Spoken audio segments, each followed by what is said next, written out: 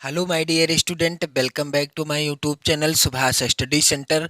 जितने भी मेरे प्यारे बच्चे कक्षा 10 के विद्यार्थी हैं और 22 फरवरी 2024 को हिंदी विषय का पेपर देने जा रहे हैं। जी हाँ मेरे प्यारे बच्चों, आप 22 फरवरी 2024 को हिंदी विषय का पेपर देंगे। जितने भी मेरे प्यारे बच्चे कक्षा 10 में हैं, क्योंकि 22 फरवरी से ही आपके बोर्ड एग्जाम स्टार्ट हैं, तो आप लोग इन 20 महत्वपूर्ण प्रश्नों को जरूर तैयार कर लेना, जो मैं इस वीडियो में आपके लिए लेकर के आया हूं। क्योंकि ये प्रश्न वेरी वेरी इंपॉर्टेंट हैं आपकी बोर्ड परीक्षा 2024 के लिए।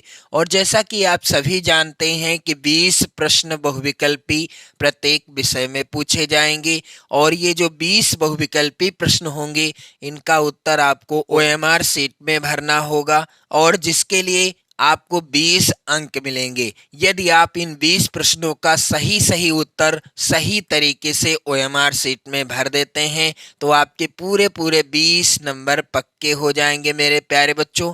और जो वर्णनात्मक प्रश्न आते हैं 50 अंक के, यानी जो 50 नंबर के वर्णनात्मक प्रश्न होते हैं जिनका उत्तर आपको अपनी कॉपी पर लिखना होता है, तो आप लोग ध्यान दीजिएगा। इस तरह के जो प्रश्न आएंगे इनका जो उत्तर आप अपनी कॉपी पर लिखोगे तो आपको क्या करना है, इसके लिए आपके राइटिंग के भी नंबर कट सकते हैं। यदि आपकी राइटिंग अच्छी नहीं है तो 50 में से पूरे 50 नहीं मिलेंगे, लेकिन यदि आप इन 20 प्रश्नों का आंसर सही तरीके से भर देते हैं तो राइटिंग आपकी चाहे जैसी हो लेकिन 20 नंबर आपको पूरे पूरे मिलेंगे, यदि आपने सही और सही तरीके से भरा है। तो मेरे प्यारे बच्चों, आप लोग प्रत्येक विषय में बहुविकल्पी प्रश्नों की ओर विशेष ध्यान दीजिएगा। चलिए यहाँ पर मैं आपके लिए लेकर के आया हूँ हिंदी विषय के सबसे महत्वपूर्ण प्रश्न, और इन प्रश्नों के साथ साथ मैं आपको अन्य वेरी इंपॉर्टेंट प्रश्न भी बताता चलूंगा। आप लोग उन प्रश्नों को जरूर नोट कर लेना, साथ ही इन प्रश्नों को भी आप लोग अपनी नोट्स पर लिखते जाओ, क्योंकि समय कम है। 22 फरवरी को हिंदी विषय का पेपर है और आपको अन्य विषयों की भी तैयारी करनी है। मेरे प्यारे बच्चों, पहला प्रश्न यहाँ पर आप लोग ध्यान देंगे, कलम का सिपाही किस विधा पर आधारित रचना है। कलम का सिपाही किस विधा पर आधारित रचना है।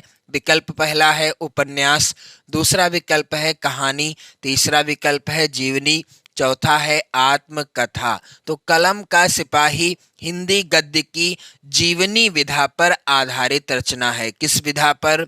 जीवनी विधा पर आधारित रचना है। यहाँ पर तीसरा वाला विकल्प सही होगा। और मेरे प्यारे बच्चों, यह किसकी जीवनी है? यदि पूछ लिया जाए कलम का सिपाही किसकी जीवनी है, तो मुंशी प्रेमचंद जी की जीवनी है। किसकी? मुंशी प्रेमचंद जी की जीवनी है।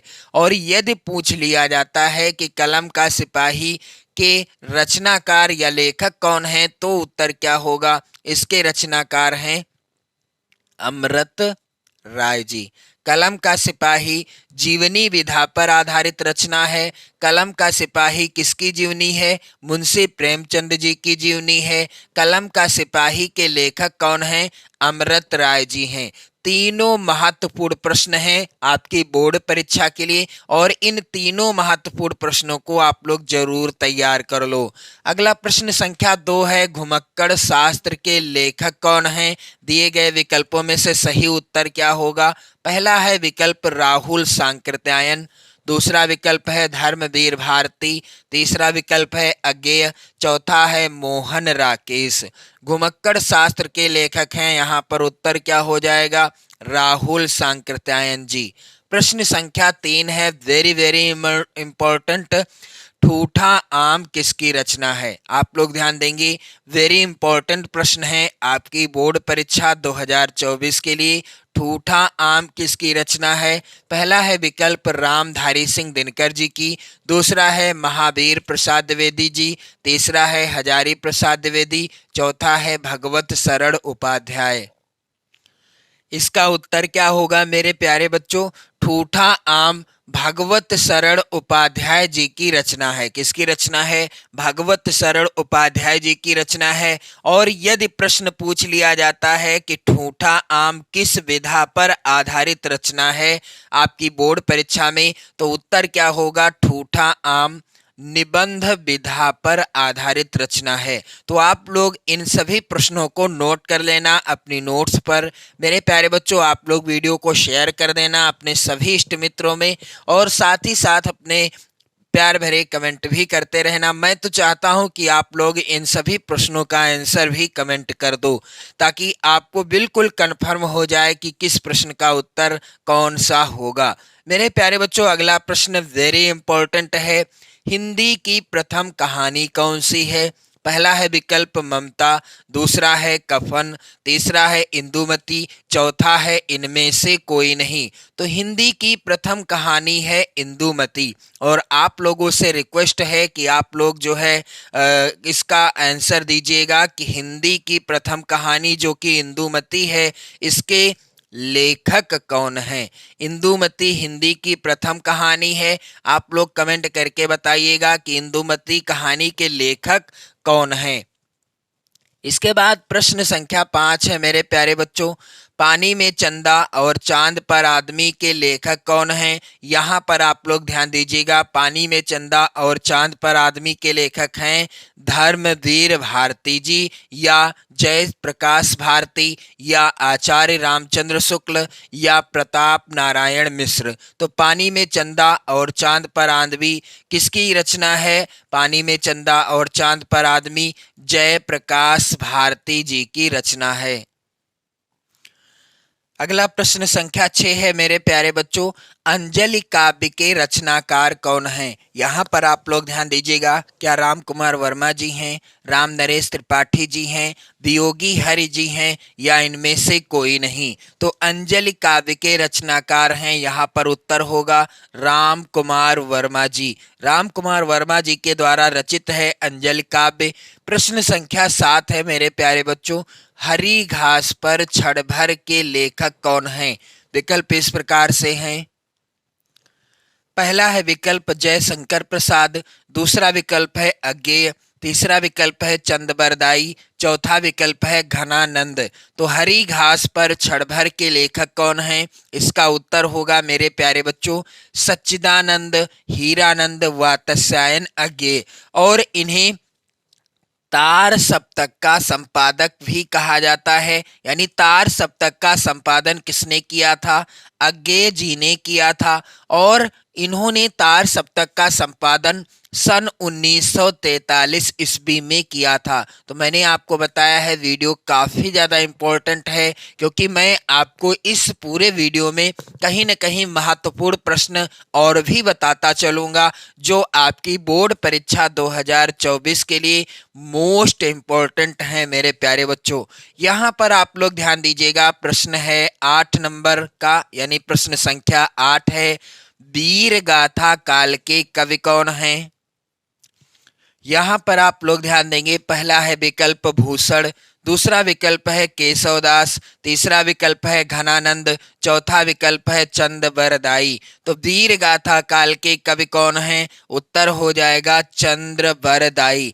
वीर गाथा काल को आदिकाल के नाम से भी जाना जाता है, सिद्ध सामंत काल के नाम से भी जाना जाता है। मेरे प्यारे बच्चों, वीर गाथा काल के प्रसिद्ध कवि हैं चंद्रबरदाई जी, और चंद्रबरदाई जी की प्रसिद्ध रचना है जिसका नाम है मेरे प्यारे बच्चों पृथ्वीराज रासो। आप लोग याद कर लीजिएगा, पृथ्वीराज रासो हिंदी का प्रथम महाकाव्य है। यदि प्रश्न में पूछा जाता है हिंदी का प्रथम महाकाव्य कौन सा है, तो पृथ्वीराज रासो है, जिसके रचनाकार हैं चंद्रबरदाई जी। और यह रचना किस युग की है, किस काल की है? वीर गाथा काल अर्थात आदिकाल, या आप सिद्ध सामंत काल भी कह सकते हो, उस युग की है। मेरे प्यारे बच्चों, आप लोग ध्यान दीजिएगा। प्रश्न संख्या 9 वेरी इंपॉर्टेंट है। परशुराम की प्रतीक्षा के लेखक हैं। दिए गए विकल्पों में से आपको बताना है कि परशुराम की प्रतीक्षा के लेखक कौन हैं। पहला है विकल्प हजारी प्रसाद द्विवेदी, दूसरा विकल्प है यहाँ पर अज्ञेय जी, तीसरा विकल्प है दिनकर, चौथा है नगेंद्र। परशुराम की प्रतीक्षा के लेखक हैं यहाँ पर आप लोग ध्यान दीजिएगा रामधारी सिंह दिनकर जी। इसके बाद आप देखोगे प्रश्न संख्या 10 है आंसू के रचनाकार कौन हैं। हरिऔध जी हैं, मैथिली सरल गुप्त जी हैं, या महादेवी वर्मा जी हैं, या जयशंकर प्रसाद जी हैं। इसका उत्तर क्या हो जाएगा। आंसू के रचनाकार हैं जयशंकर प्रसाद जी। मेरे प्यारे बच्चों आंसू के रचनाकार कौन हैं। जयशंकर प्रसाद जी हैं। प्रश्न संख्या 11 है मेरे प्यारे बच्चों हास्य रस का स्थायी भाव क्या है। विकल्प पहला है शोक, दूसरा विकल्प है भय, तीसरा विकल्प है रौद्र, चौथा विकल्प है हास। तो हास्य रस का स्थायी भाव क्या है। हास हो जाएगा। भय किस रस का स्थायी भाव है। भयानक रस का स्थायी भाव है। भय भयानक रस का स्थायी भाव है। शोक किस रस का स्थायी भाव है। करुण रस का स्थायी भाव है शोक।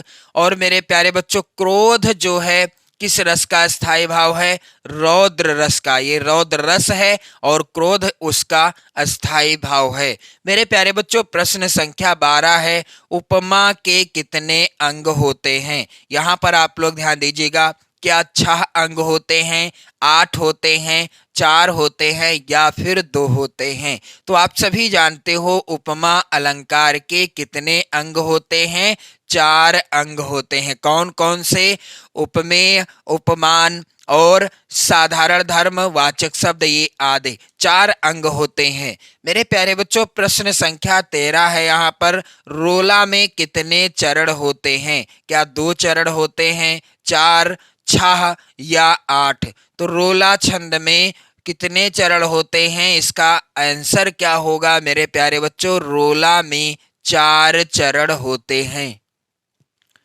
इसके बाद आप देखोगे प्रश्न संख्या 14 है यहाँ पर आकर्षक शब्द में किस उपसर्ग का प्रयोग किया गया है। तो आप लोग ध्यान दीजिएगा क्या मान उपसर्ग का प्रयोग किया गया है, अक का, या दीर्घ आ जिसे बड़ा आ भी कहा जाता है, या वी का प्रयोग किया गया है। तो आकर्षक शब्द में दीर्घ आ अर्थात बड़ा आ का प्रयोग किया गया है। प्रश्न संख्या 15 है मेरे प्यारे बच्चों शताब्दी में कौन सा समास है। आप लोग ध्यान देंगे पहला है विकल्प द्विगु समास, दूसरा विकल्प कर्मधारय, तीसरा बहुव्रीहि, चौथा द्वंद्व समास। तो शताब्दी में कौन सा समास है। यहाँ पर मैंने आपको बताया था पहले भी कि जिस समास का पहला पद फर्स्ट पद यानी पहला पद क्या हो संख्यावाची हो यानी गिनती बताने वाला हो, और दूसरा पद क्या हो किसी समूह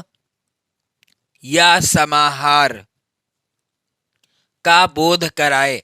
किसी समूह या समाहार का बोध कराए वहां पर होता है कौन सा समास। वहां पर होता है द्विगु समास। और इसमें पहला शब्द क्या है सत है। शताब्दी में पहला शब्द है सत, दूसरा है आब्दी। तो सत अर्थात 100 गिनती का बोध कराता है, और आब्दी यानी वर्षों का समूह या समाहार। आप लोग ध्यान देंगे आब्दी अर्थात वर्षों या का समूह या समाहार। तो शताब्दी में कौन सा समास हो जाएगा द्विगु समास हो जाएगा। प्रश्न संख्या 16 है मेरे प्यारे बच्चों रात का तत्सम क्या होगा। पहला है विकल्प निशा, दूसरा विकल्प है रात्रि, तीसरा विकल्प है दिन, और चौथा विकल्प है इनमें से कोई नहीं। तो रात का तत्सम क्या होगा। इस प्रश्न का उत्तर हो जाएगा मेरे प्यारे बच्चों रात का तत्सम हो जाएगा यहाँ पर आप लोग ध्यान दीजिएगा रात्रि हो जाएगा। क्या हो जाएगा रात का तत्सम होगा रात्रि।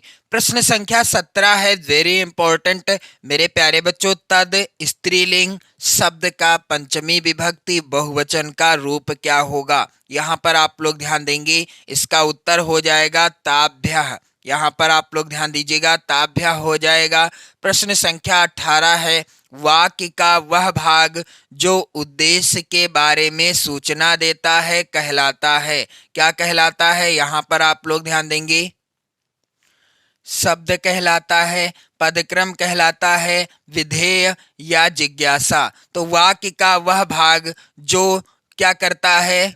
उद्देश्य के बारे में सूचना देता है, विधेय कहलाता है। प्रश्न संख्या 19 है मेरे प्यारे बच्चों, जब वाक्य की क्रिया के लिंग वचन और पुरुष कर्म के लिंग वचन और पुरुष के अनुसार होते हैं तो उसे क्या कहते हैं? यहाँ पर आप लोग ध्यान देंगे, इसका उत्तर होगा कर्मण्य प्रयोग। जब वाक्य की क्रिया लिंग वचन और पुरुष कर्म के लिंग वचन और पुरुष के अनुसार होते हैं तो उसे कहते हैं कर्मण्य प्रयोग। प्रश्न संख्या 20 है मेरे प्यारे बच्चों, वेरी वेरी इंपॉर्टेंट, जिन शब्दों का प्रयोग संज्ञा के स्थान पर किया जाता है उन्हें क्या कहते हैं? तो आप सभी जानते हैं जिन शब्दों का प्रयोग संज्ञा के स्थान पर किया जाता है उन्हें कहते हैं सर्वनाम। विशेषण क्रिया अपव्यय नहीं कहते, उन्हें सर्वनाम कहते हैं। तो मेरे प्यारे बच्चों, मैंने आपको इस वीडियो में बताए हैं 20 महत्वपूर्ण प्रश्न और सेम इसी पैटर्न पर प्रश्न पूछे जाएंगे आपकी बोर्ड परीक्षा में। तो आप लोग इन सभी प्रश्नों को जरूर तैयार कर लो। यहाँ से 100% आपकी बोर्ड परीक्षा में प्रश्न आने ही आने हैं। तो मेरे प्यारे बच्चों, वीडियो को लाइक कर दें, शेयर कर दें, सभी प्रश्नों को लिख लें। पढ़ते रहें, मस्त रहें, स्वस्थ रहें। जय हिंद।